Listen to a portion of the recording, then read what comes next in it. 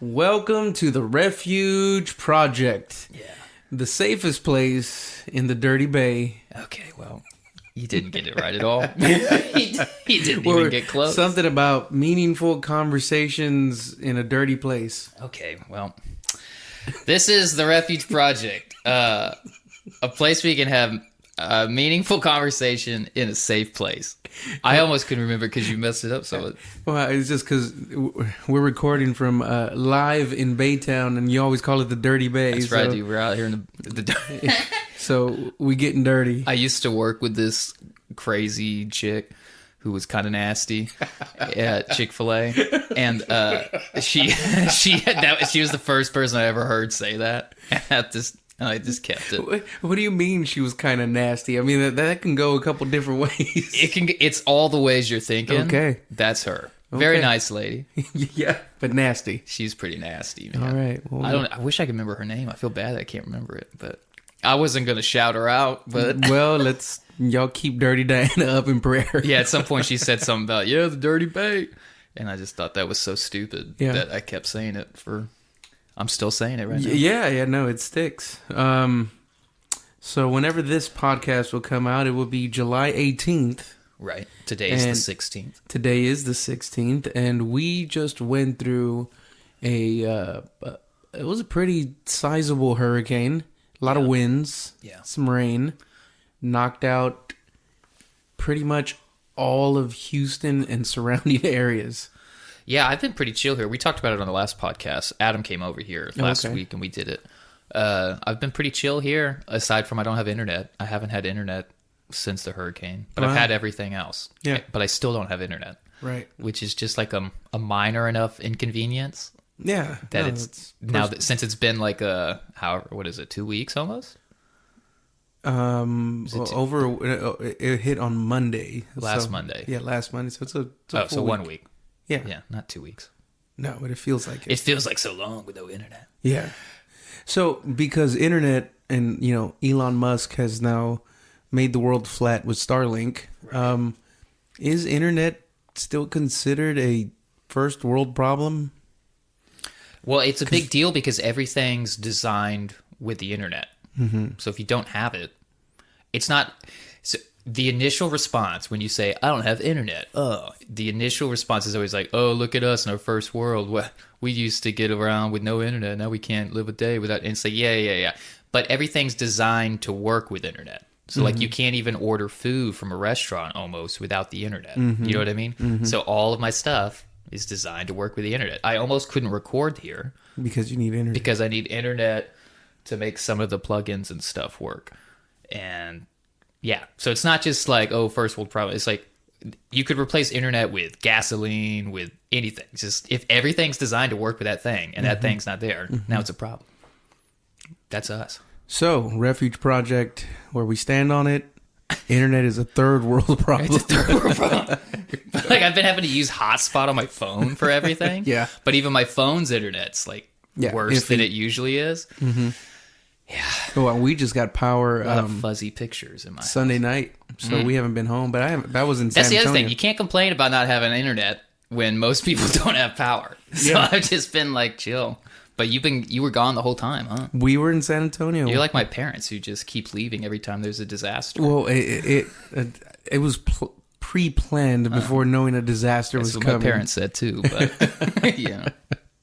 I love all the theories too, and it's all like the government weather machine, and yeah, it's all, these people they got oh, that's really loud.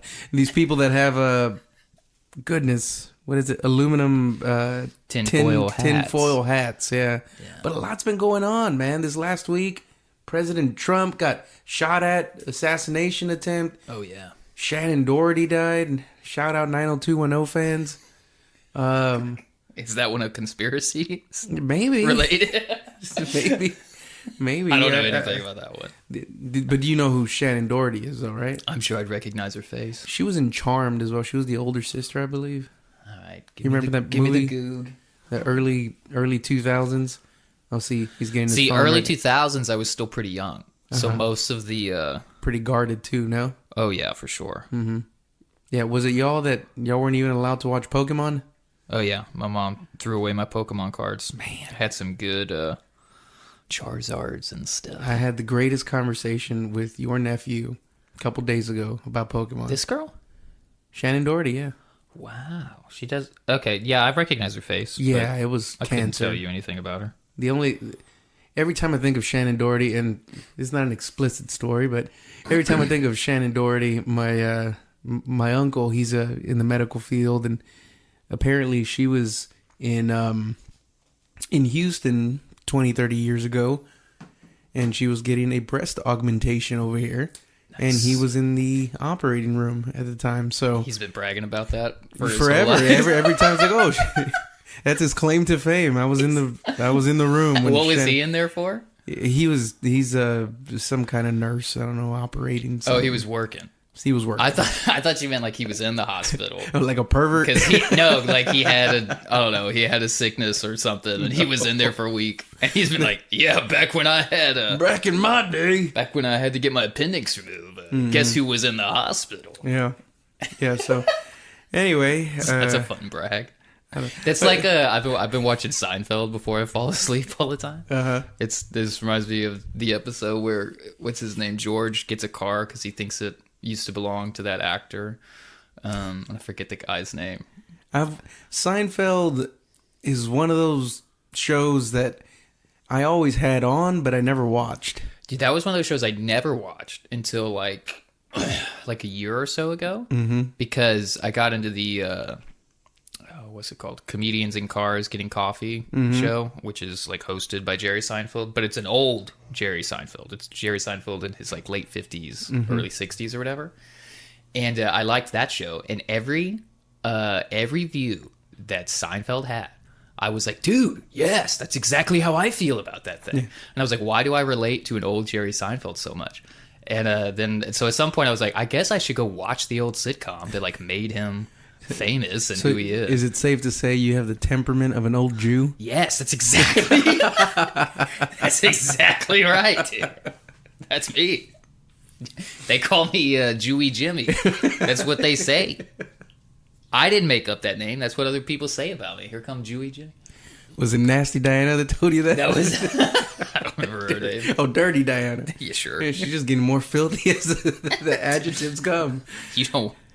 If you knew this girl, if you saw this girl, you would not be saying it's kind of concerning that she worked at a Chick-fil-A, though. That place is pretty, like, spotless. I told you, she was very nice. And, she was nice to the guests. Yeah. Yeah, that was it. So she would just let her nastiness leak out in the employee... Adam, if you're listening, this is the girl with that crazy tattoo. Big this is that big girl. You know what I'm talking about? That's for you, Adam. Enjoy. Or I guess Rand, too. I feel like he's smirking right now. Yeah. Or in the future, where he's like... That's for you, Adam. Like, I remember. I cannot talk about that tattoo on this podcast. Parental guidance. Nobody really should be talking about that tattoo. She should not have that tattoo. Yeah. So anyway, so Trump, he got shot at. All the conspiracy theories are there. I haven't, kept up with them, but I watched some of Alex Jones on the Tim Dillon show. Yeah, did a little emergency tin one. Head helmet general. Yeah. According to Mr. Jones. It's all psyop. The Secret Service was told to step down so that they could get him. Because right now the big narrative is like, how did the Secret Service fail? What a failure. How did they not know? Why did they not have the buildings cleared? And da-da-da-da. There was actually Secret Service in that building. Like, there's all that stuff. So according to Alex Jones, they were given orders to let this happen for a while. I don't know. I don't know either. I don't know. The thing is, nothing surprises me. No. I wouldn't be surprised no matter what. Like, so the way I found out, I heard about the whole assassination attempt is because I was out of town this weekend too. Because this weekend was me and my wife's 6-year anniversary. If I had my buttons, I would clap for myself right now. Post, do it in post. Thing is, I'm probably not going to do it. Yeah. Plus, all those things are at the church, and I have to go. Yeah. Anyway, so we were out of town. We went to New Braunfels for the weekend. Very good. Just stayed at a real average hotel. Went out to eat a few nights. Canoed on the San Marcos River. Okay. Going to bring my nice kayak. Is it Marcus or Marcos? I say Marcus. Okay. But I don't discriminate. All right. And anyway, Ben called me at some point while I was there, and he was like, "Bro, you see this about you see this about Trump?" I'm like, "No." You gotta know Ben. Bro. Yeah. Just starts telling me. Bro, nah. He goes, "They tried to kill Trump." I said, "What does that mean? What are you talking about?" He goes, They tried to kill him." I said, "Who tried to kill him?" He goes, "They, bro." Who was they? They tried to get him. And he's the ones that do it. They be them. And I said, "Well, all of this doesn't tell me anything. Then I guess I'll look it up afterwards," which is what I had to do. Yeah. But I don't even remember why he called me, but there was another reason. But that was how I found out. Was just, they tried to kill him, bro. Yeah, I was just in a room, and then Mary Walker was there, and then all I hear her say is "What?" And just really loud. And I said, "What happened? Who did what?" He's like, "They tried to kill Trump." It's like, oh my goodness. Yeah, dude, it was wild. And then I texted my dad for something, some unrelated thing right after that. And then he answered whatever I asked him. And then he goes, "Hey, also, I don't know if you heard, but they just tried to kill Trump." And I was like, "Yeah, I just heard that." So everybody was just saying it, right? Yeah. And then me and Tara went to dinner that night, and we were in the New Braunfels area. So we went to Mikadu's, I think is how you said it. I can't remember. Or is it Mikado's? It might be, honestly. It's like I really know. Mikadu's sounds too stupid. It was like this nice seafood restaurant, like slash Cajun-y, like just outside of the town square of New Braunfels. So we were driving around the square, and anyway, so in the middle of, if you know New Braunfels, the big square, that's got like the big roundabout. It's all the main downtown area. On one of the corners of that one, a bunch of people had gone out there with their Trump flags and everything, and they just had a big thing. They were just going, "Yeah, Trump, Trump, Trump, Trump." And so people would drive by and they would just honk.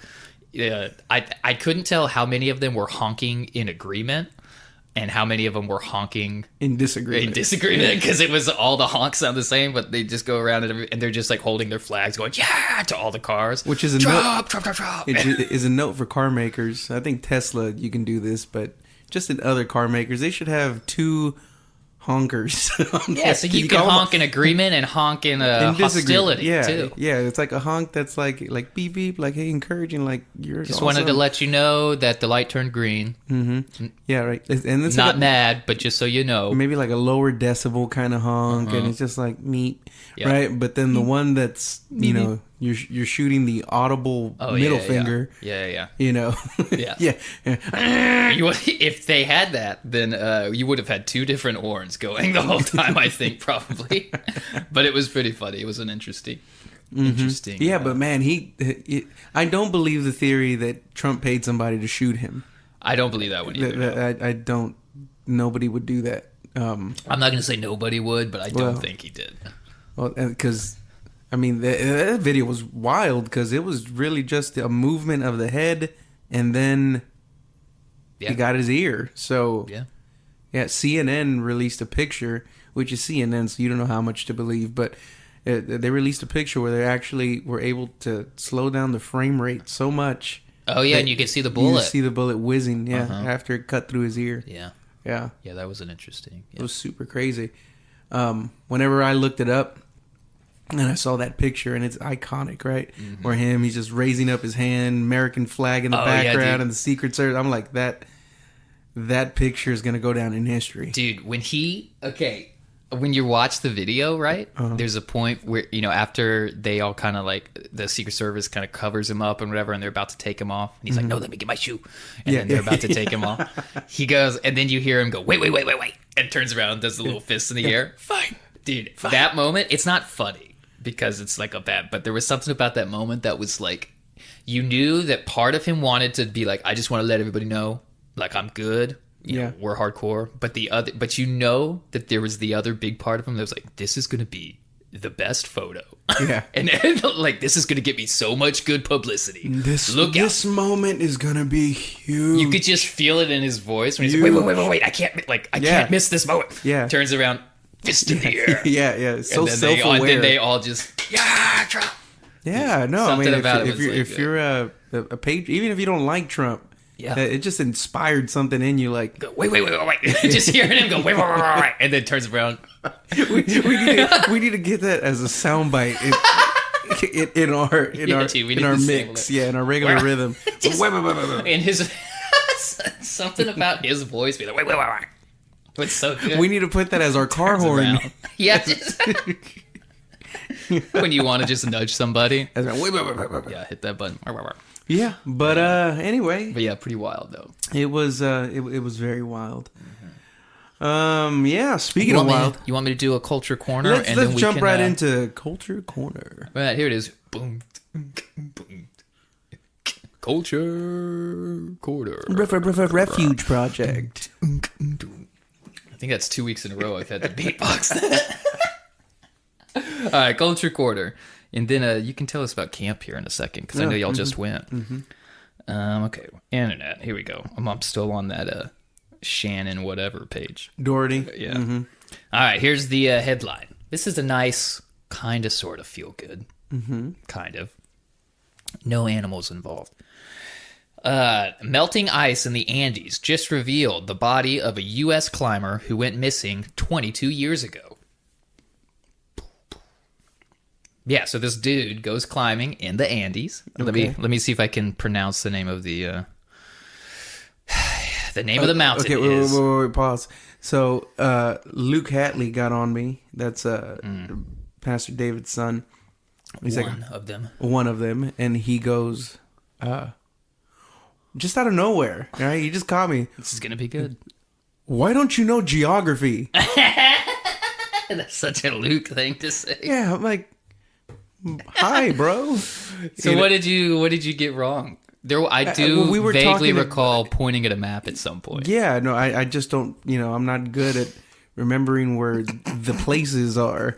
Right, so I'm gonna ask you, where are the Andes? Okay, so the Andes are the big mountain range in South America. Okay, not in America. Yeah. Okay, I don't really know that many of these big geological. He's got words. Big geological spots that you should know. I think I said those words right, but I got some of the main ones. Like the Rockies that's an American one, and that one's the one that runs on the west side of the U.S. And then on the west side Rockies, boy. I better not say that too loud in the Dirty Bay. And then dude, we're on the east side out here. We are way east. And then the Smoky Mountains is the one on the east side of the U.S. So I know those. And I know the Andes just because it's famous enough that I know it. That's the South American one. Runs through like Chile and stuff. Himalayas is the one that's over in like India and I guess on the border of Asia too. Did you do good in like social studies and all that? I did good in everything. I did like B+, A- good. Yeah, no, that's great. As far as I did good for, how would you say? I didn't try at all, didn't care. But the classes are so dumb that if you just kind of sort of pay attention, you can get a solid B+, A-. That was how good I did. If that makes any sense to you. I was not the kid trying really hard studying, super good, A+ on everything. But I paid attention enough to where it's like, okay, I got it. Yeah. Anyway, this isn't important. So anyway, this dude in the Andes, he went to climb this mountain. Here's the name of the peak. Huascarán. Wait, no. Huascarán. And there's a little thing over the A. Huascarán. That sounds good. All right, we'll go with that. It's the highest peak in Peru. So there you go. He goes to climb this peak. There's an avalanche. He dies. Nobody finds him. That was 22 years ago. 22 years ago. And then this other group of people, these ones were from Peru, if I'm not mistaken. They took a different route that you wouldn't normally take because something about the route that they were trying to take wasn't passable and da-da-da. And they end up stumbling across this guy's body because apparently a lot of the ice on that mountain's melting. It's going through not so great of a time right now. Global warming and whatnot. Sure. So they take a different path. And they end up stumbling across this guy's body, and it's been frozen for 22 years. So it's mummified in the ice. They find the guy's body. He still has like his camera on him, his wedding ring, all his clothes are on, his wallet, or some kind of ID card on him. Mm-hmm. So they go, oh, this is this American dude. Somebody's been looking for him for 22 years. We better get him back. So they go through all the trouble, bringing him down, finding out who he was, getting in contact with his family. They send his body back to him. Mm-hmm. And now his family has his body. Yeah. Did he just not tell people that where he was going and what he was? No, they, from what I understood, they knew he was going to climb the mountain. But then he never comes back. And they know that there was avalanche on the mountain and stuff. So they all just assume he got caught up in the avalanche and died. But they never found him. They couldn't get to him. So does the article say anything about the dude having kids or not? Or it did. At the end here. His wedding ring, his passport, blah, blah, blah. It said he was a kind man. He was humble. He loved God, and he loved the mountains. He had a wife. He felt closest to God when he was on top of the mountains. That was a quote he had. Nope, I don't see kids in here anywhere, but he was definitely married. Mm-hmm. Yeah. But yeah, they found him, sent him back home. Nope, he did have a daughter. Here we go. She said it was almost kind of surreal. One day he's here, the next day he's not, and we didn't know where he was. Talking about when he disappeared. And blah, blah, blah. They cremated him. Anyway, they got him back to his family. Yeah. 22 years, though. Just frozen outside. There's a quote in the article. They say that the people that found him, they saw a body hunched over in a very defeated manner. Okay. And that was like when they found him. They saw someone. They're like, "What's that?" So it wasn't Trump. It wasn't. No, he was. This was some frozen dude. Wow. But they found him, so it's kind of a feel-good one. He died 22 years ago. I mean, 22 years ago. I'm glad the family has closure. Yeah, they're pumped, dude. Yeah, they got him back. They kissed him. Yeah.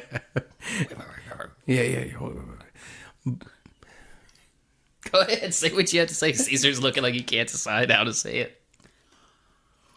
Do you feel bad for people that take their life in their own hands like that and go and just do the stupidest thing, and then people will feel a certain way when they die, like, oh yeah, he climbed this mountain where subarctic temperatures are present and he died. Oh, he left too soon. Like, yeah.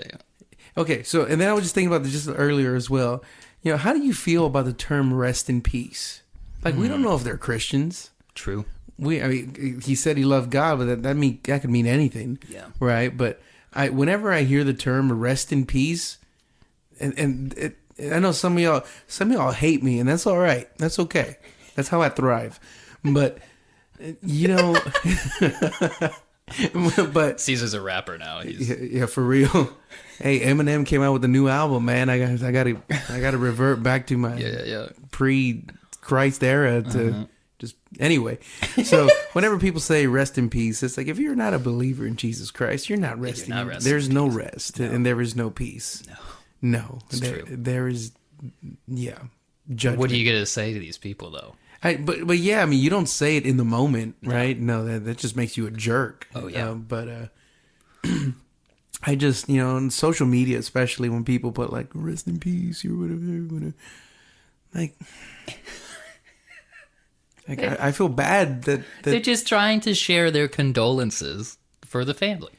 See, that's or friends. That's or my equivalent to how some people feel about the statement "thoughts and prayers." Oh yeah. Thoughts and prayers didn't do nothing to stop the school shooter, right? Like those people. But I don't know. I hear "rest in peace," and I just feel like we're not allowed to say that. Also, how do you feel about?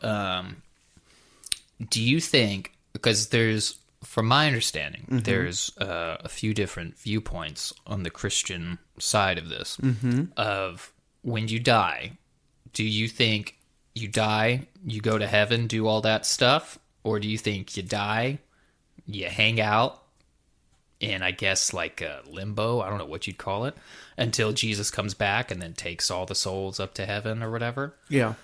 What do you think about all that? Well, Scripture says that whenever you are absent from the body, that you are immediately in the presence of the Lord.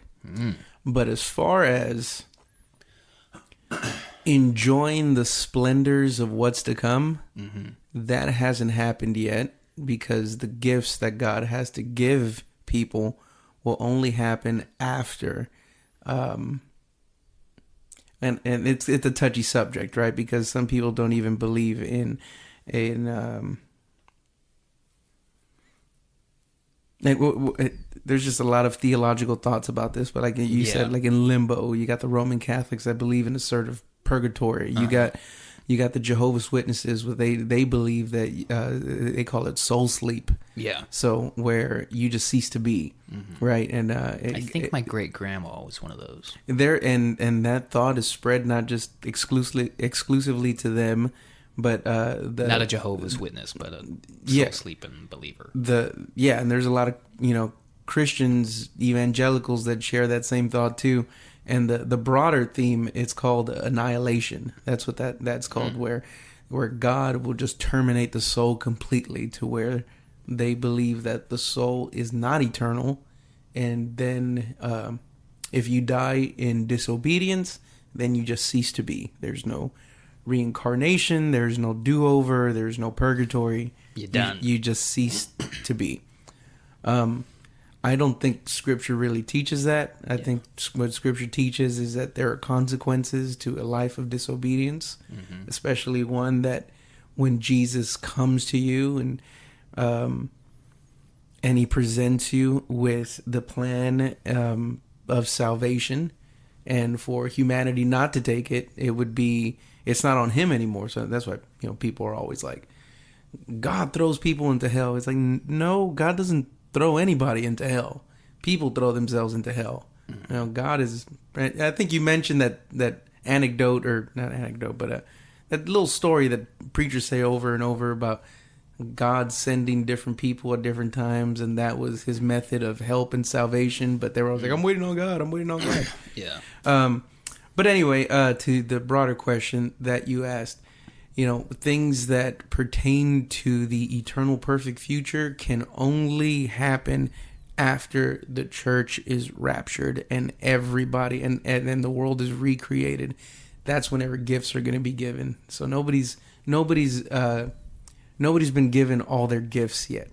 That hasn't happened. So you saying you think I die today? I'm assuming I'm a Christian believer. I'm in God's presence, but I'm not necessarily enjoying the splendors of the eternal perfect future. Okay. Because that has yet to come. Yeah. That checks with me. The recreation of the world has to happen and all of that. But no, and there's a lot of awesome... Sorry, my sister texted me a quote from one of our other podcasts. She says... She did no context. She just texted me, so I guess she's listening to me. Okay, all right. Shout out, they're not just energetic; they take cocaine all the time. All right, which I'm pretty sure I said that a couple weeks ago. So I guess she's listening now too. Anyway, there you go. That's awesome. It's like, so my sister texted me. It's like my sister texted me and she used the word cocaine. Yeah, it was all in quotes. No context. Yeah. All right. Well, let's do I'll put a song on. So today, the song I got is by a local Houston guy. His name's Marshall Camp. And I'll just play it for you and let you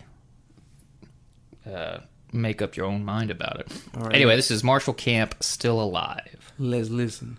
We all get tired, ain't no place that I can't survive. Waking up and I pray to God, thank you Jesus, I'm still alive.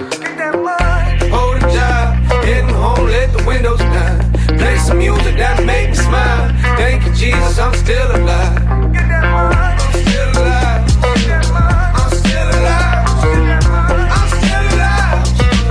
I'm still alive. Got the money, feeling lovely, looking vintage. Let it's all gone, nothing funny. Getting muddy in the trenches with the car on. Getting old school with the B-boys, hit the top rock. Man,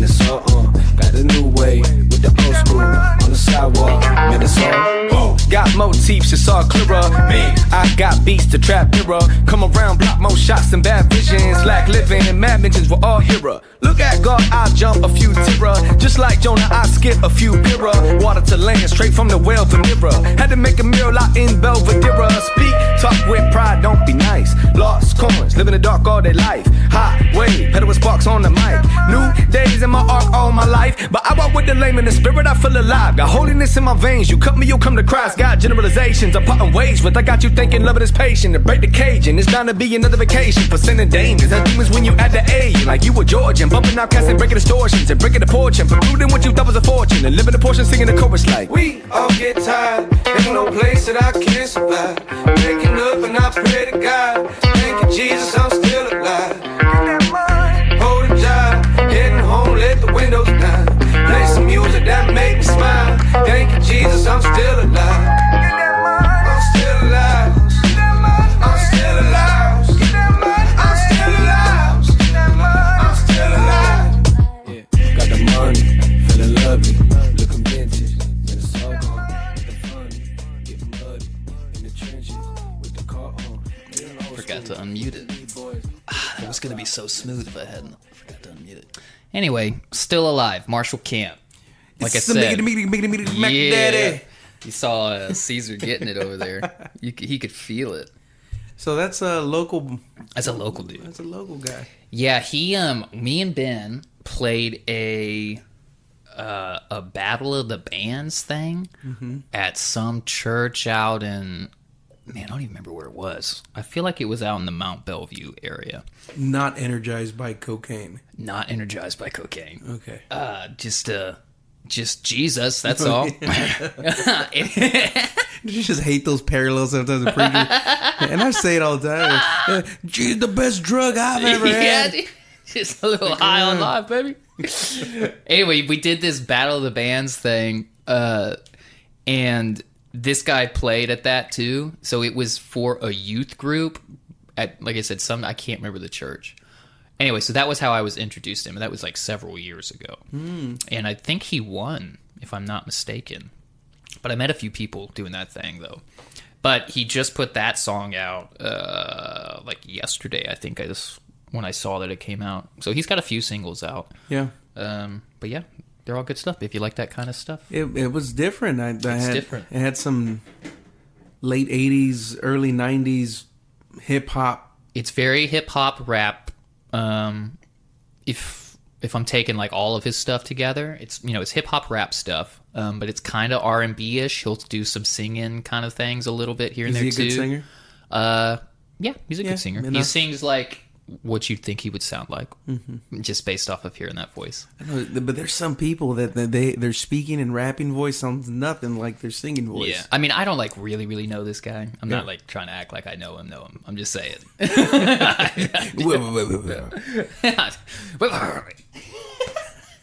it, I'm gonna be doing that all the time. Anyway, came across this song, liked it, thought I'd share it today. Did James just growl at me? Yeah, awesome. But yeah, I like the fact that we're showing some love to some local talent here. If I can't show love to local people, who can? You know what I mean? Trump. Okay. Fist in the air. He knows the common man. That's right. Right. Man, that guy's been a billionaire forever. There's nothing common about that man. That is true. That's a good statement. Nothing common about that man. No. Yeah. No. And I'm into that. Yeah. So anyway, we just got back from youth camp. I think all in all, with like the adults that went and stuff and leaders, we had about 70 something. So how much did David mess it up? Did he mess it up at all while he was there? No. Surprisingly, no, it wasn't surprising. He did great. He did. He really did. I'd clap for you too if I had my buttons here, David. Yeah. Clap. And then he mentioned it. clap. But he did mention the stuff that we say on the podcast on how we call him old. So he was definitely Mr. Old Spice there. But yeah, but no, he brought it every night. He preached 4 nights and then kind of exhorted on that last day before we left. Yeah. But real good. The last one, which is probably going to be the most memorable one that he did, he had a guy from the church, Chevo, up there with a DJ mixing table. Oh, yeah? So every time that he would, say a certain phrase, Chevo would trigger God's Plan by Drake. And then he had me on the lights. So it was all, that I don't really remember what the punchline was to it, but that was memorable.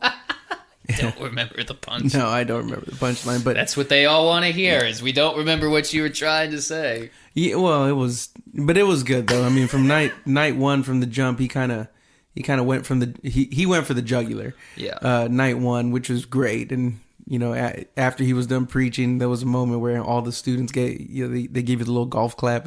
Oh yeah. Like clap for Jesus, that kind of thing. Yeah. And he's like, I appreciate the claps, but that ain't real. Yeah. And everybody was like, oh. Whoops. He called them on it, which was great. And like, if you've never been to youth camp before, to our listeners, it's great because like they're captured, right? Yeah. They can't go nowhere. Mm-hmm. So they're inundated by prayer and sermons and just always people being on their leaders. Don't do that. Don't do this. Yeah. Just keeping them really structured. But yeah, no, incredible responses. I think every night, especially, I think it was Wednesday night where he didn't even preach. Mm. It was just the Holy Spirit doing what he was doing. And man, those kids were all broken. It was like about 125 to 150 kids that were there. Yeah. And just dealing with everything, nice. Drug addiction, porn addiction, all the kind of addictions, family problems cocaine and issues. Addiction. Yeah, high energy cocaine stuff. And absolutely, man. But no, all in all, it was good. We had, after all these years, this is my 9th youth camp with Elam. Mm-hmm. And we had a first. We had a really big first. Let's hear it, dude. So just a little backstory, right? This the camp calls my wife and I, the camp coordinators, and say, "Hey, we're looking at the ages, and this camper is 12 years old. The beginning age is 13. Okay, right? But he's been in our group for about a year. He's a sweet kid, just young, So he's got all the what grade? I think his grade is right, but it's just he's younger, like 7th or whatever you're supposed to be in. Yeah, 7th grade. That's where it starts. So I guess he's in 6th, going into 7th this year. Okay. But the thing is, he is the tallest person in our youth group. Oh, nice. Yeah, and he towers over everybody. He's taller than he's taller than me, but I'm not that tall. Yeah. Right. But yeah, he's a big boy, and anyway, super tall. Probably gonna get into sports later on. I don't know, but anyway, so I vouch for him, put my name on it. He'll be fine. We go first night. This guy, he Uber eats some stuff to the camp. You're not supposed to do that. It's a big no-no. Okay. But he spends $30 on chicken tenders. That's not the first. I was like, oh, okay, I'll get over that. Well, later on that same night, this is that first night, Monday, right? Uh-huh. So, and he ate dinner. We eat dinner there. Hey, he's a growing boy, Caesar. They have pizza in the snack shack after services, which I'm sure he downed a few of those. Yeah. Then he orders Cane's, gets these chicken tenders. This is after he's gotten in trouble for... No, this is the incident. Yeah, and then they're like calling me like, well, what do we do? It's like, well, let him eat it. I mean, just tell him don't do it again. We're not supposed to have outside visitors on the camp for safety reasons and stuff, not because we're trying to be mean or cruel or whatever. But anyway, okay, so that's done. They're back in their dorms. He orders that. That's curfew. Everybody's back in. Later on that night, he's hungry, man. I hear, hey, homeboy brought a crock pot with him.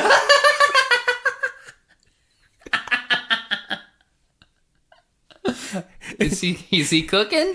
He was cooking in his closet in his room. What was he cooking in the crock pot? Cheese. What, just like queso? He smelled, yes. He was making queso. At what time is this? Like 2 a.m. or what? Yeah, this is late. I like that. This is late. And him and his buddies are in there just dipping stuff in cheese. Having a fondue party. That's pretty good. And he gets in trouble by some of the leaders. Then he comes. But what's he in trouble for? Just it's after curfew, or for bringing a crock pot. Is that on the list? That you can't bring fireworks, you can't drink drugs, no crock pots. Is that on the list? I didn't think it needed to.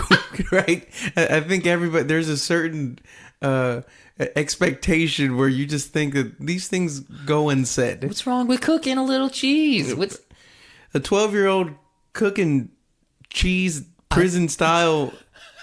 He wasn't cooking it in the toilet, was he? No, he was in a closet in a post World War II built building, wood everywhere, and it's one of them electric ones. Yeah, you know, like the little ones that. Anyway, so he brings me the crock pot, and he's all sad, and I'm like, hey man, you're not in trouble. Just we don't want you to burn the building down with all of us inside. Yeah. You know, so probably don't do that again.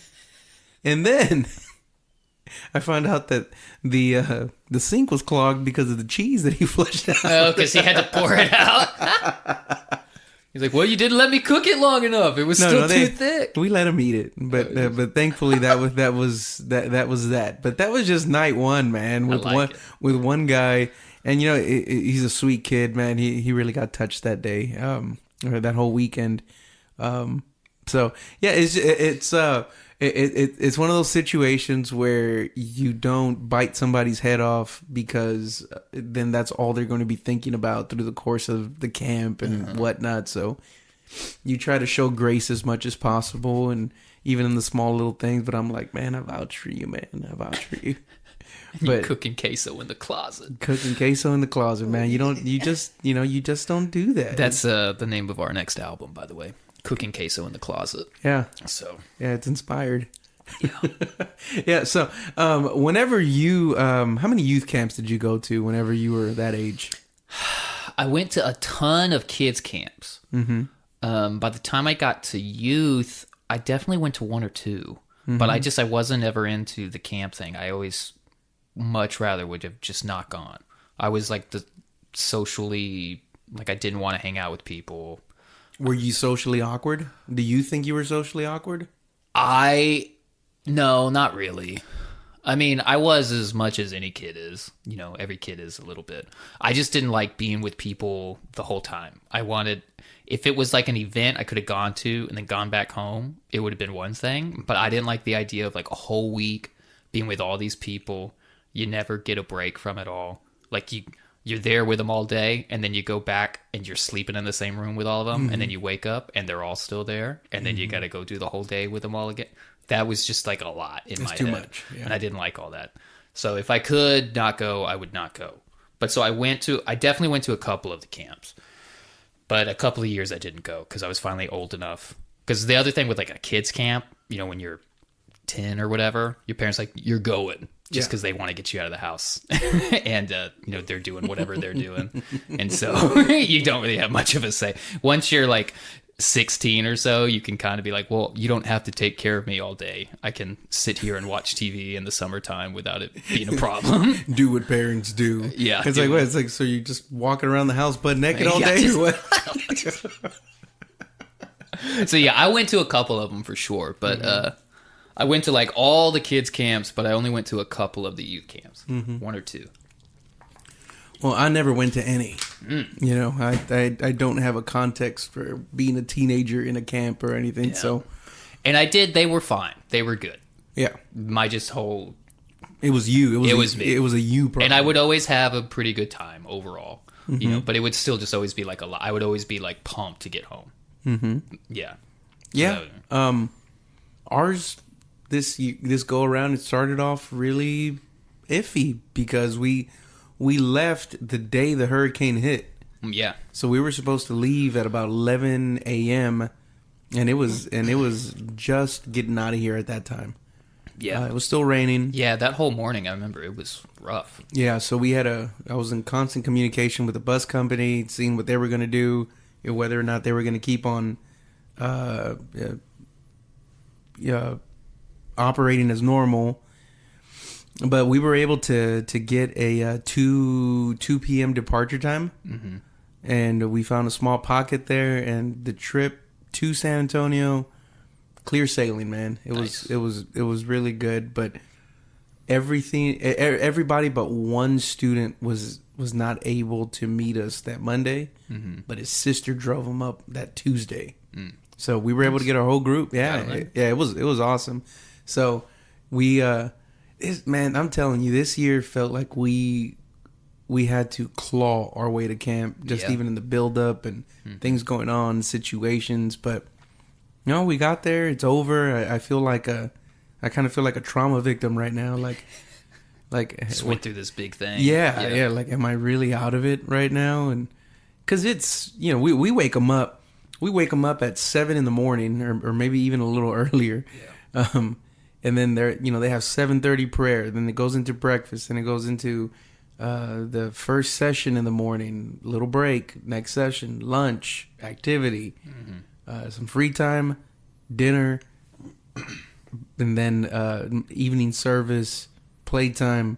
They don't go to sleep until they don't go to sleep, but lights out or not lights out. Or is it curfew about midnight, and then.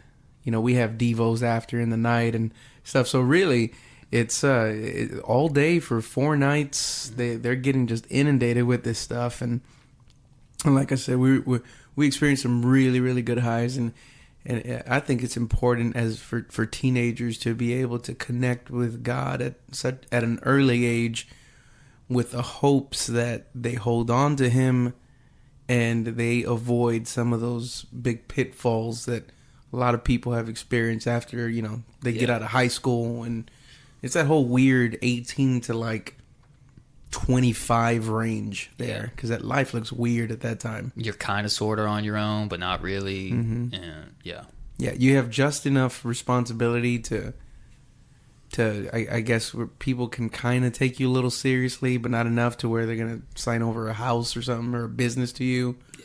But no, man. There was this one night, dude. It was already 2:30 in the morning. I thought we were gonna wrap it up already. Me and my roomie, another leader. Lights were out. We were getting ready to sleep, and then we get Chevel and Ricky to come in. 2 other leaders that were there with Micah, and then they keep us up for another 2 hours. But they came in. Whenever they came in, they chose violence, right? And they were wrestling, and these are the leaders. Yeah, they were just wrestling in the room and laughing. I heard all the kids that were surrounding our rooms, because the walls are paper thin. Yeah, what are they doing in there? What are they doing? What is that? Yeah, they were MMA fighting and eating gummy worms. My gummy worms, by the way. And the disrespect, man. And then they say I'll wrestle you for them. Or I was telling Micah the other day. I was like, I was so proud of you, man. Whenever you walked in, you weren't a pound of that. You weren't a part of that buffoonery. There you go. Right? You weren't a part of that, and I was real proud of you. But then he left, and he came back with him, and then he was a part of that buffoonery. And I was like, oh man, you failed me. Yeah. No, but yeah, just overall, it was a great experience. I think we're going to see a lot of fruit out of that, but. I guess we really didn't have a topic coming into this, but let's just kind of expand on that. But, nowadays, I think the problems are still the same in kids across the generations. Yeah. Their access to information has changed. It's a lot quicker. Definitely.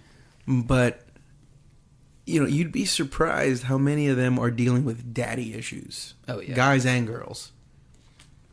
Sometimes it's the mom, if she's the only one. But even so, even if dad is not present, like, that really affects just people in general. I mean, I've met people, you've met people in their 70s, 80s, 90s with unresolved daddy issues. So, why do you think that dads in general why they fail so easily, or why are they always the ones that you understand what I'm saying? Because you're looking at me over there like I was waiting for you to finish the thought. You're like, I have daddy issues and I want to talk about this. Well, I think they're just parenting issues, like you said, it could be the mom, because there's tons of single moms out there. Shout out single moms. Well, really, it's crazy how sensitive everybody is in their childhood. It doesn't have to necessarily be a daddy thing. It could be a mommy thing. It could be both your parents are there, but you had whatever parenting issues, or they weren't there. It's like you're so sensitive as a kid / adolescent, and it ends up shaping so much of their life, just the way people get brought up. That in itself is crazy to me. Just like how much of an impact the first 20 years of your life have on the rest of it. Like if you live to be 80 and you have whatever childhood, like that affects your whole 25 to 80 in like a profound, huge way. Like people, I've talked to people or heard people talking, they're in their 40s or 50s and they're just finally starting to get over stuff that happened to them when they were 15, or they're finally getting over this identity crisis that they had when they were in high school. And that's just crazy to me. Yeah. So I think it's just the whole, everything affects you so much in that time frame, whether it's a daddy issue, like you said, or whatever, any traumatic thing. Just the idea that is so impactful on so much of your life is just wild to me. Yeah. And, from somebody that has kids to somebody that doesn't have kids, I think we still think about it the same way, in that the importance of being present and giving your kids what they need, in your case, your future kids, being prepared to daddy them up, and we got cases where there were young fathers and they're kids raising kids, and a lot falls in the cracks, and it's really hard too. I found myself saying this more times that I liked, but to those kids that week, is that your parents' issues and your parents' problems don't belong to you. Yeah. But they definitely end up affecting them. Oh, they affect them, but they're not the owner of it, right? Yeah. It's like the burden of ownership falls on the parents. Well, it should. It should. and then, but the parents, because of mismanagement or them just really not knowing how to attack the issues and the problems, it spills over to the kids, and then they internalize it, they take it on, and then they start, emoting in these different ways. Love that word, by the way. Yeah, nice. But in different ways, and they act out, or they go and try to make friends with the wrong people, or do things for attention, because they don't know how to process as well. And it's, I think the older church would have said something like, well, it's just a spirit of defiance and disobedience, and we got to pray it away. And I believe that in part, but there's also telltale signs of, if your parents don't know how to manage conflict in a healthy manner, the kids definitely see that, and they will take that on as a pattern, and a learned behavior that they're taking into all their relationships in the future, and it's just a slippery slope. I have a whole message on this that I taught, and I got a lot of backlash for it too, on generational curses. But you I don't thrive on that. Yeah. I love the smoke. No, but I am a person that does not believe in the popular usage of the term generational curses. Okay. As in, you don't think they exist in the way that some people promote it? I kind of putting a microscope to it. I think people use it as a way to pass the buck and It's like an excuse. It's an excuse to avert responsibility. And they said, my dad was a drunk, so I'm a drunk as well. Yeah. Because we have a spirit of alcoholism in our family. And I think... I like half agree with all that stuff, but because for every one of those scenarios, you can see a guy who's like, my dad was a drunk, so I'm a drunk. That's how it is. But for every one of those scenarios, you also see the other one where it's like, my dad was a drunk, so I never drank any alcohol. I never touched the stuff as well. Yeah. And it's like, so... it's like, okay, but where does personal responsibility fall into this? Yeah. Right. And then people are so quick. Well, does man have free will or not? Yeah. And it's like, so everybody's possessed then that has a drink in their hand. Is that what is that the logical end that we're going to run to? Or can it just be, I wanted it because I wanted it? And I know that those statements get me in trouble. They got me in trouble with David last week or 2 weeks ago, right? When people want it because they want it. And I was drinking from 9 years old to 19. It wasn't because I had a demon that was possessing my body and forcing it down my throat. It's because I wanted it. Yeah. Right? And my dad was a drunk. And it's like, but did I ever say it's the spirit of alcoholism in him and it needs to be rebuked? No, it's like I needed to come to Jesus and I needed a complete heart transformation, but it wasn't and my dad's dad died whenever he was 12 or 13 years old from liver failure because he was an alcoholic as well. At 12? Not my dad, my grandpa. I never met him, so my grandpa. I guess he died when my dad was 12.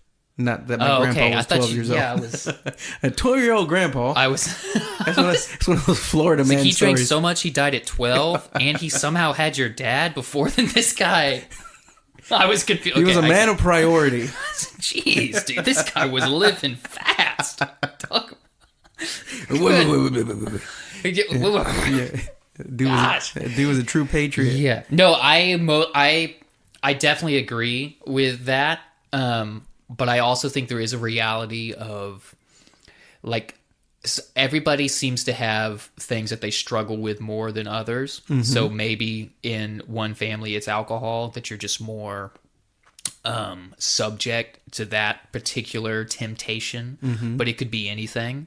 But yeah, I think, it's the personal responsibility. What gets my goat about it is that whenever Christians start to use it, it's like, wait a minute, okay, like I get the argument. It's not that I don't get it, I just don't like it, right? But when Christians start using it, wait a minute, whenever you were saved, every principality that was over your life was broken. Yeah. Right? Like at that moment, because now you are under new ownership. Mm-hmm. So theologically speaking, whenever you are set free, you are set free indeed. So whenever Christians start saying, well, I struggle with this generational curse, it's like the curse was broken at salvation, but yet you're still continuing on in this it's a habitual mindset, right? Yeah. It's a habit that has formed in you. And instead of addressing it as, I want this, it's a habit, and I get addiction. I get it. Sometimes you cannot help yourself whenever you're too far gone with addiction. Mm-hmm. I'm not talking about those extreme cases, because out of everybody that I have heard use that verbiage before, they were never on the extreme when they use it. Yeah, they're on a moderate center type kind of situation. They were never the super druggie that was selling everybody stuff just to get it. So and most of the times when I hear that argument, people use the extreme examples to try to justify their point. Yeah, definitely. And I know, and some listeners, hey, I'm not mad at you. I'm not warring against you if you believe in generational curses. That's you. I think that we would agree to believe pretty much the same thing. It's a definition for me. It's that we have to define what that really, really means. But if we're talking about sinful habits that have developed, if that's what you think a generational curse is, well, then we just have a difference of definition. But that's what I'm defining it as, right? I don't believe a sinful habit, a sinful pattern is a generational curse. Yeah. So sure. Anyway, so doesn't bother me. Yeah. So anyway, so you get a lot of this in just in families, things that are transmitted over to the kids that they internalize, they start thinking about it. And now my dad's a drunk, so I'm going to be a drunk.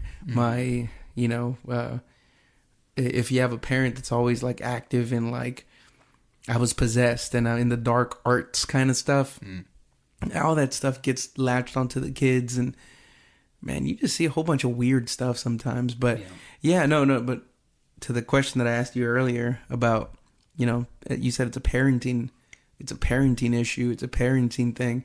Well, I'm just saying everything is super effective to them. Yeah. And a lot of it's a parenting stuff. A lot of it's dad stuff, mom stuff. A lot of it's your social status at school. I just think it's crazy that like all of that stuff is so effective. Yeah. And in your and my time, because you graduated when? What year? 12. 12. When the world was supposed to end. I graduated in high school in 6. Nice. Right?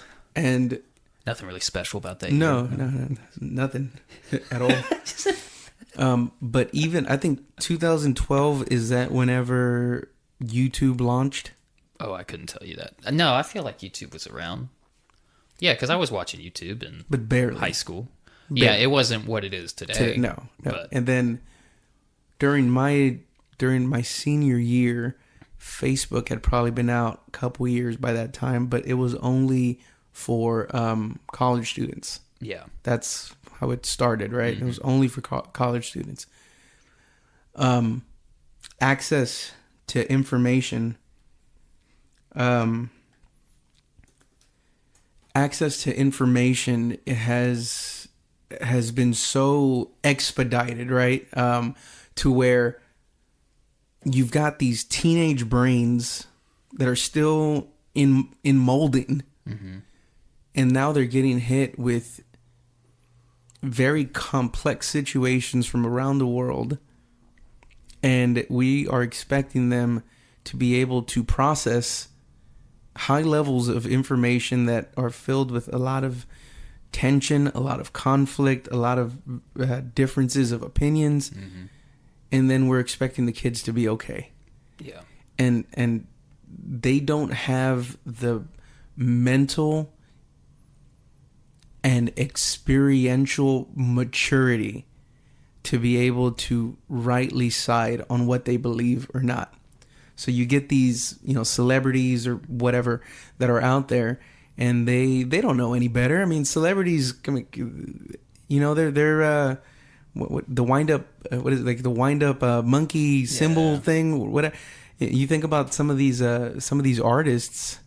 They have all these tour dates and stuff like that. They're bouncing around from place to place to place, and they got to do the same thing over and over. They don't have time to sit down with their thoughts and get things right to become masters of not their craft, but of the universe. I think I talked a little bit about it last time. It's called the halo effect, where we ascribe greatness in all areas of life over to people that are experts or have come to certain notoriety in some scope of their life, right? If you are an excellent singer, musician, then somehow you're equipped to talk about the climate issues in the world. Yeah. Like, the war in Gaza. Yeah. It's you can sing good, so you know how to feed the kids in Africa. Exactly. I could throw a basketball into a basket, and then I'll fix the Ukraine situation. Exactly. Or if you're Kim Kardashian, right? Whatever she did. Yeah. Right. And then she's in the White House.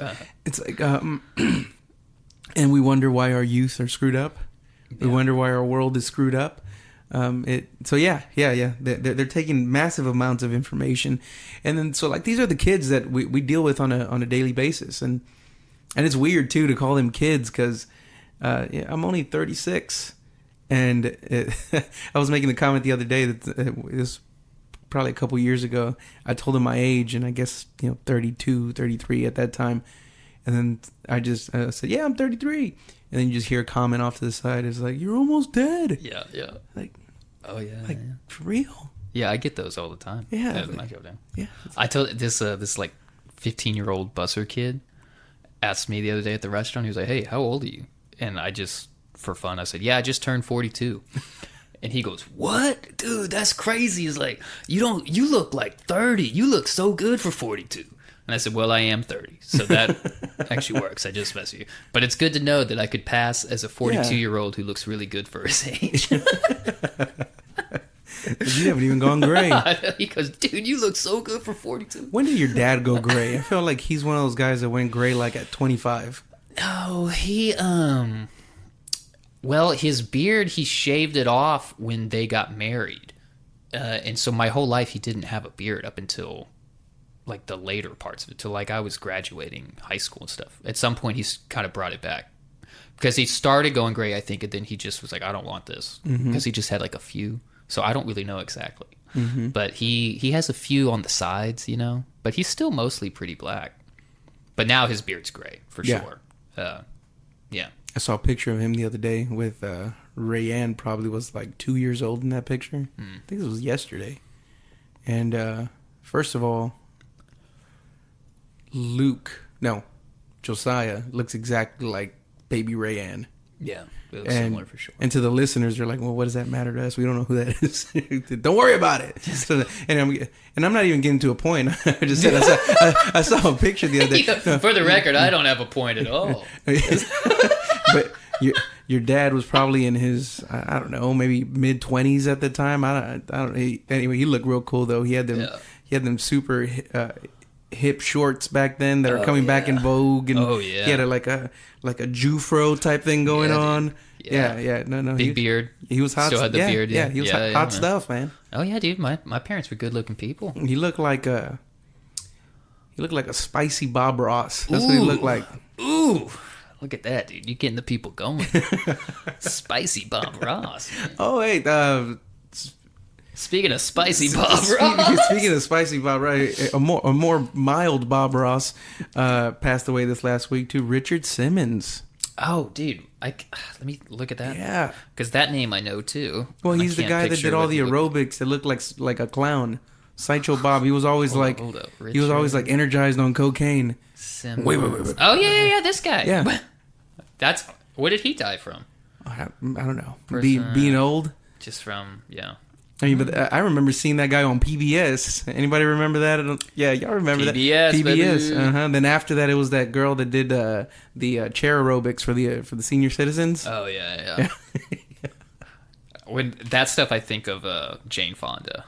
When I think of that stuff, he died. That doesn't matter. I'm not going to go through it. Yeah, I don't know what he died of. I know he was old, but he was always like an advocate for health and stuff. PBS. So. I just watched. Like a month ago, I watched this doc about the Reading Rainbow. Oh, yeah. Remember the Reading Rainbow? Yeah, I saw that on Netflix, but I saw the trailer on Netflix. I watched it. Yeah, was it good? I mean, yeah. LeVar, what was his name? LeVar something? I only remember LeVar. Yeah. I don't remember the other part. Yeah, that dude. Such a good show. Yeah, he was a cool black dude all the time. He was very cool. That whole show was like, it was great, dude. Because me and Tara watched it. Yeah. She didn't watch The Reading Rainbow as a kid, so we're watching it, and I'm going like, "Oh yeah, this. Oh yeah, I remember that. I remember that." And I'm going, "Oh yeah, dude, this show was so good. We used to." And she's just like, "Man, I think I would have loved this show." I'm like, "You would have loved." Everybody loved that show. If you didn't, she actually likes to read. I didn't even like to read, and I like that show. You know, I showed it to my kids, and then now they're 6 and 2, right? But I showed it to them last year. Theo whenever he was really young too, but they remember it now, and then every time they hear it it's on Prime, right? So Reading Rainbow. Yeah, dude, I'm watching the guy that like made the intro song to it, you know, and he's got all this weird Buchla synthesizer setup modular stuff that he was using, and I'm sitting there going, they used that. Anyway. Well, you were talking about Seinfeld earlier, and I always thought that was an actual bass. No, dude, it's a synth. It's a synth bass. I don't remember who told me that, but yeah. Yeah, I saw the clip where and then he plays it. And bow, bow, bow. I was like, yeah. Yeah, dude. Yeah, that's what I'm talking about. Yeah, dude, they did. Yeah. Anyway. Yeah. Oh, no, speaking of old school stuff, my kids also like the original Magic School Bus. Classic. Yeah, Miss Fry. I gotta watch that one again because I haven't seen that in forever. I'm sure I would like some of it. Oh, still. it's legit. Dude, some of those old shows, you go back and watch it, and I'll still enjoy it right now. I go, this is great. Did you ever watch Bananas in Pajamas? It might have been before your time. No, but I wish I did. I don't know what that was. That was also another one of those PBS things, but from the BBC. Okay. Yeah, it's a UK show, so they have an English accent and all that stuff. It's two banana brothers, right? Yeah. And then they call them B1 and B2. Okay. Yeah, it's really slick. Nice. Yeah, it's like bananas in pajamas are coming down the stairs. Bananas in pajamas, come on, are chasing teddy bears. Yeah. That's all I remember. But that's all you need to know. Sounds like a sweet plot to that show. Oh, it was amazing. It's amazing, and they legit, their friends are teddy bears, so it's yeah, why not? And they get into all these kind of shenanigans and I'm telling you, it's a bop. And they made a recreation too, animated. Anyway, I got kids, so so anyway, yeah, man. But these kids, they go into these weekends like this, and it really is anything could happen. Yeah, anything could happen, and they just deal with so much. And as a youth pastor now for, like I said, going on, this is my 8th year. Nice. 9th camp, 8th year as a pastor. That it breaks my heart for some of the things that they have to deal with. Oh yeah. And David, he preached phenomenally throughout the entire week. Yeah. And it was on point. He wasn't afraid to make them go deeper into some of their stinking thinking. Mm-hmm. And the response was just fantastic. Whenever we got out of there, we already said our goodbyes. We prayed for everybody. We were leaving. They put some of that. Well, who sings that song, Church Clap? Let me get that church clap. Oh, I couldn't tell you. Yeah, it's like a thing, and there's like there's a dance associated to it. Yeah. I don't know what I've seen these at all these youth functions. They always play that song, and I only ever see like little white girls dancing to it. Right? Yeah. But anyway, the white girls need something to dance to too. They need something. Yeah. But in this case, they probably didn't need that because everybody was leaving. It was like the next to last church to leave. Girls on stage doing, they're just dancing, having fun. Great camp. Yeah. She steps wrong. And her twists an ankle. Her knee falls out of socket. Dude, some of these people, weak knees. Yeah. Weak everything. Yes. It's a problem, dude. EMS had to be called. They had to take her to the hospital. She just stepped wrong? She stepped wrong, and then the knee went... Yeah. Yeah, and then she was... Ah! Yeah, that's some... Dude, there's this girl I work with, and I make fun of her for this every chance I get. She, like 6 or 7 months ago, she tried to step on a roach at her house or something, like a bug around, and she goes like that, tries to step on it, and just her knee just explodes. Just like snaps, because that's how weak people's stuff is. Mm-hmm. You don't realize it's so weak until you try to do a normal thing and it just falls apart, and you go, oh yeah, that's what happens if you don't do anything to it ever. So how do you build strong knees? Well, there's tons of stuff you do, but I mean, you could just live a normal life and like walk around from time to time. But most people, they just go sit down, they don't do anything, and it's like, yeah. But yeah, she's the girl who's like, she definitely has. She's super sexist, hates men for everything. I can't work a single shift. She's super sexy. I'm like, James. Super sexist. Yeah. I have never worked a shift where she's there and she didn't make some comment about how men are the worst in some way at some point. In her defense, she's no. Not to my knowledge. Okay. In her defense, she's had, all the men in her life were horrible guys. The dad, I think, left. The uncle's a piece of trash, like all that. And, so now she just associates that with every man ever. And she's indicted with that whole philosophy that's pushed, especially like a few years ago during the Me Too stuff. Yeah. She's just like in with it. So she's always just like talking trash about guys and stuff. But she likes me because why wouldn't she? So usually if I'm around and there's a few other girls that are like this too, where if I work a shift with them, they're going to make a comment about how men are the worst. Yes. And she'll, if I'm walking around and they're like having one of those conversations and they say something about like, yeah, I can't believe men, blah, blah, blah, blah. And I walk by, they're always like, well, not James though. Like that's always the thing. And they get like all self-conscious when I walk by, which is nice. I like that that's an effect. Mm-hmm. But yeah, so she did that, messed up her knee. And she's always like tough, like, I don't need no man. I don't need nobody. Like, I'll beat you. Like, she's always like, that's her. Just real aggressive, but she's just, she's just some girl. She can't even step on a roach without her knee breaking. Yeah. That's the reality. Yeah. Maybe she needed a man to do that. I don't know, man. But I like to give her the hardest time. Anytime. Listen to me. I'll turn into David now. Oh, dude. Always love to talk trash to her about that. Anytime she starts saying, like, what? Because she just gets real aggressive. Mm-hmm. And some of the younger guys, because she's around my age. She's at least late 20s, early 30s. I don't remember. And so some of the, the like 17-year-old kids or the 19-year-old boys, she'll be real aggressive towards them and they feel a little like they get a little nervous by threatened. It. Anytime I see her saying something where they're like, whoa, I love giving her a hard time. I say, hey dude, you ain't got to worry about her, bro. She can't step on a roach without her knee breaking. And then she gets real upset about it. And it's fun. It's a good time. It's like, you can't even do it. You need a man to do that. Why don't you go back into I don't bring the man thing into it. Go back into the kitchen, sweetheart. Make me a sandwich. Yeah, no, I just like it's just nice. It's nice. Yeah. It's a good time. Because you're like, are you an anti-feminist? I don't know what you mean by that. So I'm not gonna. I don't know if I can answer yes or no. It doesn't mean that you hate women. Okay, then sure, maybe. But you hate the modern. If you were a person that said I'm a feminist today, by like today's standards, yes, I'm very much against that because that is not like a pro-woman thing. It's an anti-man thing. Yeah, which is super sexist. Speak on it. Yeah, well, I mean, it's pretty obvious to anybody who thinks for a second. How can you be allowed? It's pretty obvious if you're not a moron. If you say half of the people on the earth are like evil from the devil no matter what, and you think you're better and you don't need them for anything, like that's stupid. Yeah. If I said that about women, that would be very stupid. Yeah. And it's very obvious. So anyway, I won't ramble about it. Well, but I do like to talk trash to people about that stuff. Yeah. Because, dude, a lot of these kids... Mm-hmm. It's fun calling them kids. They're like 19. Yeah. You know what I'm talking about, I know what dude. You're talking about. A lot of these kids, dude, they've never been pressed on any idea ever. Because they just, there's whatever the popular narrative is, whether it's a political thing or a social thing, there's the popular, this is what we're supposed to believe.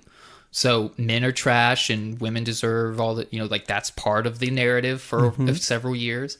Whatever it is. And so they all just repeat it to each other, and they just clap for each other and say, yeah, that's right. Yeah. Men are trash. Women are great. Yeah, we do need more black people. Yeah. And like, nobody's ever pressed on anything. Right. Gay pride, for sure. Of course. Love is love. Duh. Why not? And so it's fun when like maybe they're a new hire or something, I'm training them, and they'll say something that I think is obviously stupid. Yeah. And they've never been pressed on it ever. I like to just take the complete opposite approach, whether I believe it or not. Yeah. And just say the other side to it and just see what happens. Because most of them are never pressed on anything. So they don't even know how to defend an idea if they had to. And so I'll just pick the opposite idea and defend it just because. And just, what are you going to do? Yeah. You are a provocateur. Oh, absolutely. And that's the other thing. I don't really care if they like me at the end of it. I'm not going to be mean or anything. Yeah. But I'll just say something wild and be like, what do you think? And even if you... So, like, there was this one girl I trained one time, and she said something about... So we're, like, small talking. Oh, you're going to school? Oh, you moved here from this? And she said something about how she was going to school for... what do you call it? When you work with the homeless people... You work with... A ceramicist. No. What do you call that, dude? Why can't I think of it? Community... Humanitarian something or another. Yeah. Some kind of degree. Something in humanities. Yes. Yeah. Okay. So she was going to school for something like that. And she said she did like a semester or two, and then she decided that she just didn't think she could do that kind of work every day without it really affecting her. So she changed her degree or something. And a philanthropist? No, a philanthropist is like if you have a bunch of money and you're donating stuff. You're good. Yeah. But so this would have been like, theoretically, she gets this degree and now she works in some kind of program where she helps feed the homeless in the city or something like that. For like the social good type. Yeah, thing. for some kind of nonprofit. It's like that kind of stuff. Mm-hmm. And so that was the idea, right? She's like, yeah, I just didn't think I could work in that environment where I'm with these people at their worst, dealing with that kind of horrible stuff every day without it like really bothering me. And so I decided to do something else. And so she says something along the lines like that to me. And you could tell, and I said something like, yeah, I mean, you don't need to help the homeless people. Why? Like, I just, like, that was my take, right? And she goes, no, I'm not saying that, like, people shouldn't help the homeless people. I just didn't think that I could. I say, no, people should help the homeless people, but not you. But not you people. And she's like, no. And so we did that for, like, the whole shift. Yeah. Because you could tell that every person she had ever said this to had done nothing but say, that's so smart of you for realizing that. And you're a good person. You're a good person. You got to take care of yourself. You know, like you could tell nobody had ever pressed her on that. Uh-huh. And so, and again, I didn't even like necessarily think it was wrong that she changed her degree. Yeah. It was just like, go ahead, defend your stance. Just because we're bored, it's slow. What else are we going to do? Yeah. It's using a popular expression now, right? It's, everybody's handing her flowers, right? And saying, oh, you're such a good person. Yeah. Here you go. Here, great. And then, but on the other side, you just say, okay, but the reality that also exists is that for you, it's not good to help the homeless people. Yeah, exactly.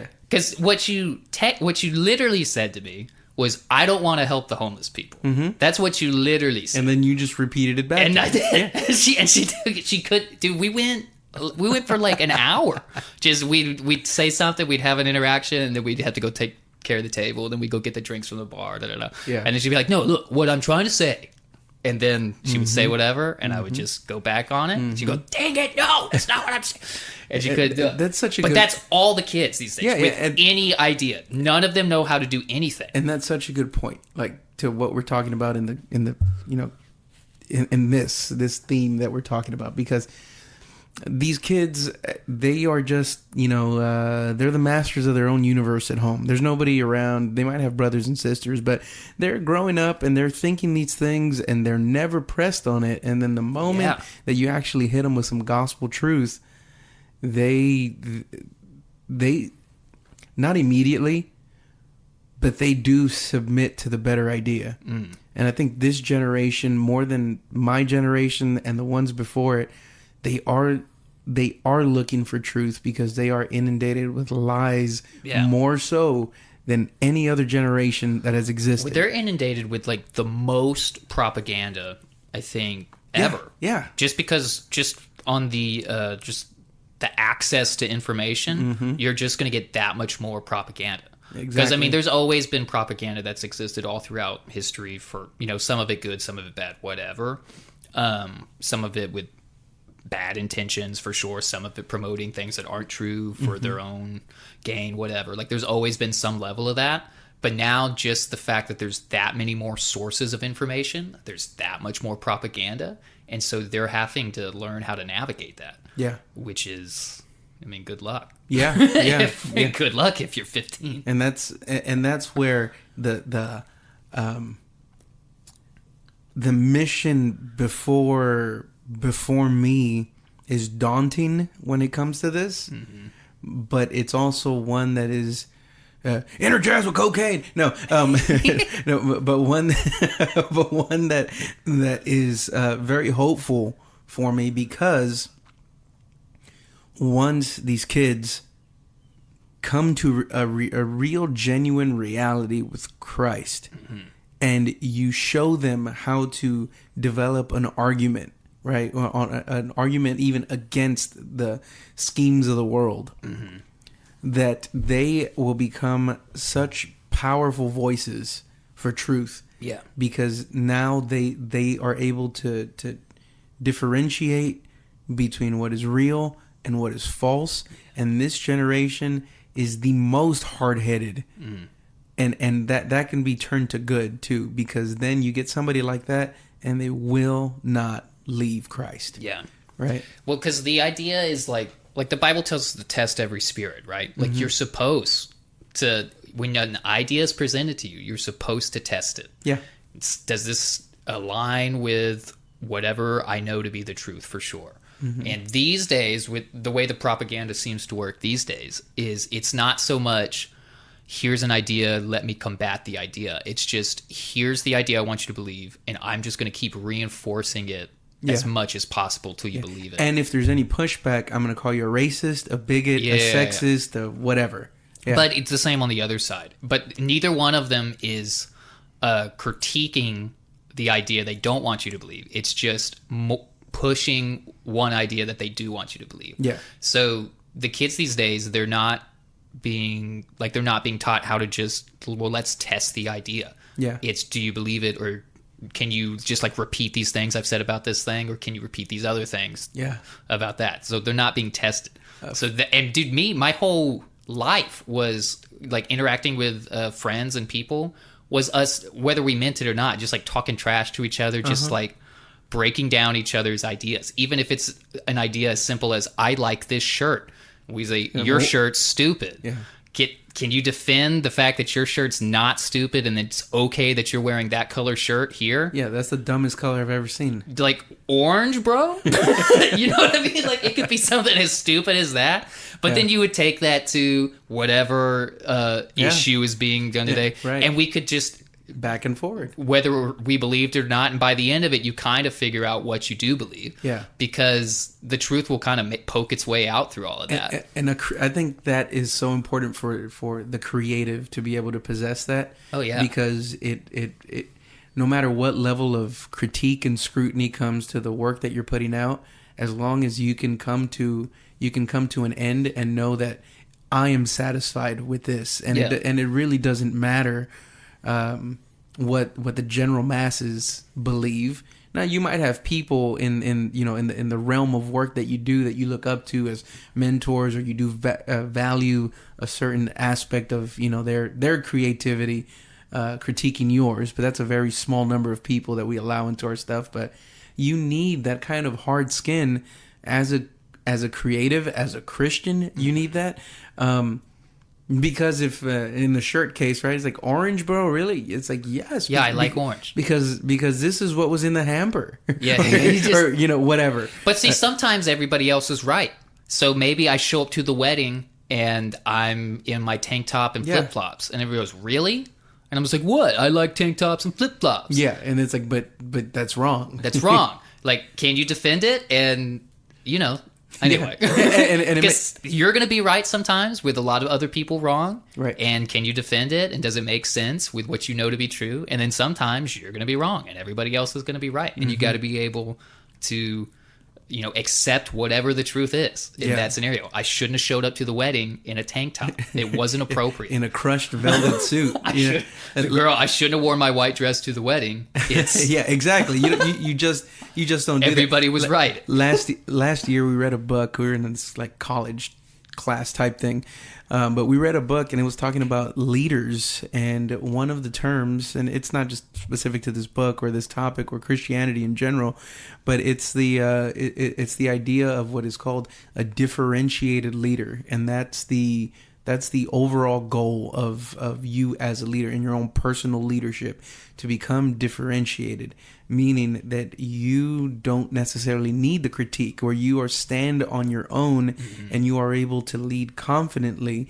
But that doesn't mean like you're bullheaded about it, that you won't accept new ideas. That's not a good leader either. Yeah. But it's somebody that does not, that whatever they produce is defend. They can defend their position on why they wanted to go this route, this way, and be not only comfortable in it, but find out how to thrive in it, to where I don't need to commit that sin of comparison with other people, other artists, other leaders, other CEOs, when you're able to stand on your own 2 feet and really find out who you are as a leader. I think that just comes from knowing why you're doing what you're doing, why you believe what you believe, whatever it is. You might be wrong, but this is why I currently think this. Yeah. We're going to move the company in this direction. This is why I'm doing it. Yeah. This is why I think that's right. Yeah, let's go for it. And I think that that's fair, you know. And you're not going to make all the right decisions because nobody is. And people that have a hard time falling under that should be a telltale sign. Go start your own business. Yeah. Go do your own thing. If I'm doing something and you come to me and say, this is a better way to do it, I don't like the way you do that, and I say, okay, tell me why, and you give it to me and I say, I think you're wrong because of this and that, and you're still just like, no, we disagree, well then we just disagree. Right. But if I'm being that good leader that you described, I'm doing it this way, you come to me and say, that's not the right way to do it, we should do it this way, I'll say, okay, what's the deal? Yeah. And I'll say, oh, didn't think of it like that, didn't know that, we'll change course, let's do it that way. But, yeah, and I think it's important just even from the beginning, no matter what you're doing, no matter what you put your hands on, it should be that the ultimate goal of whatever it is that you're doing, you want the best idea, you want to maximize the efficiency, you want the effectiveness. Oh yeah. Right, and if you're speaking my language efficiently, yeah, and if effective, and if there is a better idea that comes to the table, if that's really my end goal, to want that to be produced, right, then I am going to listen to it.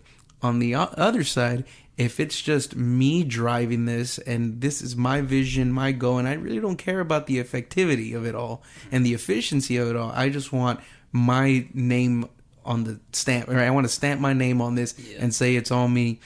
Well, then you can go that direction too, right? It's going to be obvious, though. Yeah, it's going to be very obvious. Better hope you're right. But whenever you're dealing in, really it's anything, but especially like church situations and church leadership, which we talk about a lot on this podcast.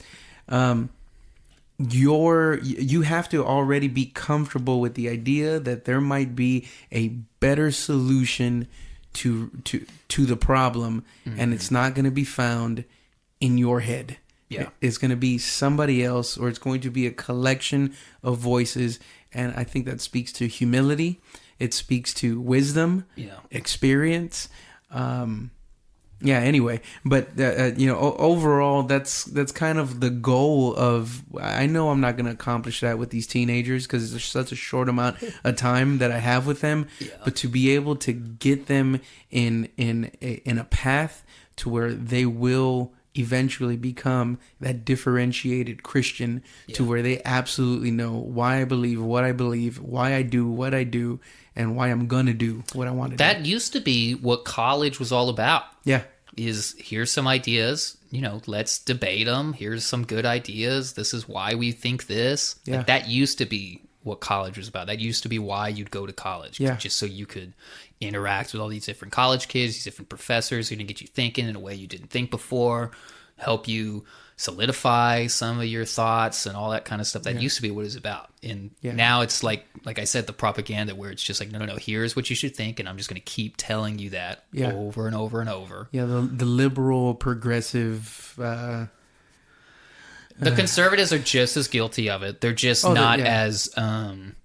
They don't seem to have as much power in like the college world or other different worlds. Yeah, but definitely more popular. Same stuff. You gotta be for guns. You gotta be for Anyway. But so I think that's a good stopping point. We've been going pretty hard.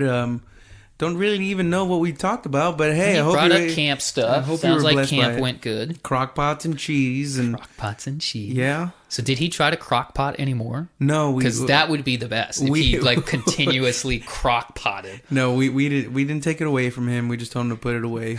Had to keep seeing him be like, Jeremy. But he's a 12-year-old kid, and if you ever been in any kind of camp situation, that place immediately started to smell like feet and butt cheeks within 20 minutes of us. That's my other thing I didn't like about camps as a kid, because you just butt cheeks. Dealing with all the other kids being gross and stuff. There was still cheese in his room whenever they left, man. I mean, it was disgusting. Yeah. Well, that's fun stuff. All right, well, here we go. Here we go. Let's get out of here. As David would say, we love you. Well, he loves you. Yeah, bye.